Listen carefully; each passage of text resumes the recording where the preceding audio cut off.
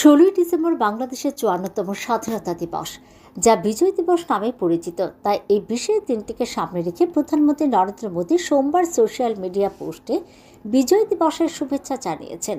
শ্রদ্ধার সঙ্গে স্মরণ করেন ৭১-এর যুদ্ধে পাক বাহিনীকে নাস্তানাবুদ করা ভারতীয় জওয়ানদের, যাদের বিরুদ্ধে সার্থক হয়েছিল মুক্তি বাহিনী ও বাংলাদেশের কোটি কোটি সাধারণ মানুষের স্বপ্ন।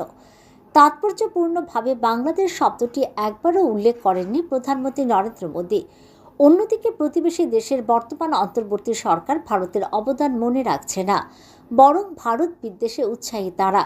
এক্স হ্যান্ডেলে নরেন্দ্র মোদী লিখেছেন, বিজয় দিবসে আমরা সেই সাহসী সৈন্যদের স্মরণ করছি যাদের আত্মত্যাগ 1971 সালে ভারতকে ঐতিহাসিক বিজয় এনে দিয়েছিল।